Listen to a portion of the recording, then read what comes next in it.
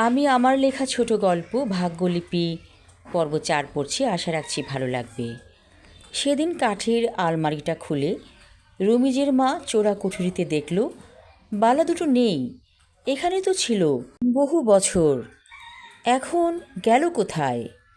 লক্ষ্মী পয়মন্ত বালা দুটোর কথা তিনি কাউকেই বলেননি। তবে বালা কে নিয়েছে? রমিজের আব্বা বলল, তুমি কী নিয়ে এত চিন্তা করছো বলো তো?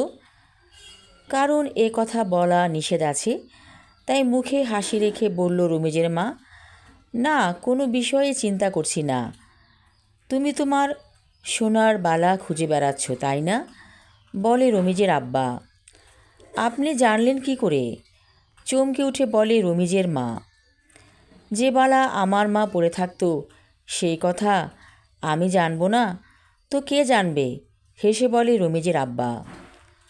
তুমি মায়ের কবরে বালা খুঁজে পেয়েছিলে তাই না? ওই বালা আমিই রেখেছিলাম, বলে রমিজের আব্বা। মা আমাকে স্বপ্নে বলেছিল বালা কোথায় ছিল, আর কবরে ফেলে রাখার কথাও তিনিই বলেছিলেন। রমিজের মা বলল, এই কথা এতদিন বলেন নাই কেন? বলা নিষেধ ছিল। তাহলে রমিজের বউকে এই বালা দিব না? বলে রমিজের মা। না, এই বালার মেয়াদ শেষ। মায়ের কথা মতো আমি ফেলে দিয়েছি। কোথায় ফেলেছেন? আঁতকে উঠে বলে রমিজের মা।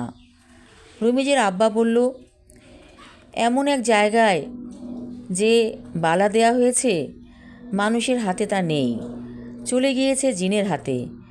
কারণ এই বালা আমার দাদিকে জিন দিয়েছিল।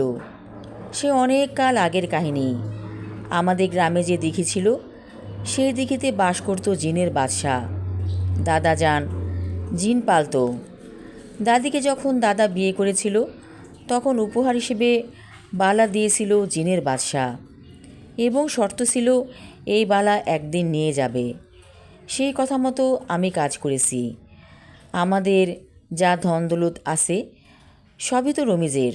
আমি রমিজের বউর জন্য গয়না গড়িয়ে রেখেছি, সময় হলে দেয়া যাবে। আমাদের ছেলের বিয়েতে বউকে দিব। রমিজের মা, কতদিন তোমার হাতে দুধ চা খাই না, আজ খেতে বড্ড ইচ্ছে করছে, দিবে একটু তৈরি করে? রমিজের মায়ের চোখে আনন্দ উপচে পড়ছে। স্বামীর আবদার কখনো ফেলতে পারেন না তিনি। বহু বছর আগের মাটির রান্নাঘরটি এখনও উঠোনের এক কোণে আছে। সেখানে যে মাটির চুলা ধরিয়ে দিল রমিজের মা। অনেকক্ষণ পরে মাটির চুলায় গন গন করে দাউ দাউ করে আগুন জ্বলে উঠল। খাঁটি গরুর দুধে কোনো পানি মেশানো যাবে না। সেই দুধ জাল দিয়ে ঘন করে দুধের স্বর উঠিয়ে রাখতে হবে। তারপর ওই দুধে চিনি আর চা পাতা দিয়ে অনেকক্ষণ জাল করতে হবে। তারপর কাপে ঢেলে দুধের স্বর দেয়া হবে। রমিজের আব্বা বলল, আমি বাজার থেকে পাউরুটি এনেছি। তুমি চুলার আগুনে পাউরুটি সেঁকো, কিন্তু তাওয়া বসাতে পারবা না। রমিজের মা লোহার একটি সরু কাঠি পেল। সেই কাঠিতে পাউরুটি গেঁথে চুলার আগুনে সেঁকে নিল। পোড়া রুটি আর ঘন দুধের চা খেতে খুব ভালো লাগছে। দূর থেকে রমিজ দেখল মা বাবা চা খাচ্ছে। কাছে যেয়ে বলল, আমারটা কই? ডেকচিতে কিছু চা অবশিষ্ট আছে। রমিজের মা বলল, রমিজ রে, তুই বস এইখানে, আমি চা ঢেলে দিচ্ছি। ছোট রমিজ যেন শিশু হয়ে গিয়েছে, পিরিচে ঢেলে চুকচুক করে চা খাচ্ছে। রমিজের আব্বার চোখে আনন্দে পানি এসে গেল। ছোট রমিজ আজ কত বড় হয়ে গিয়েছে।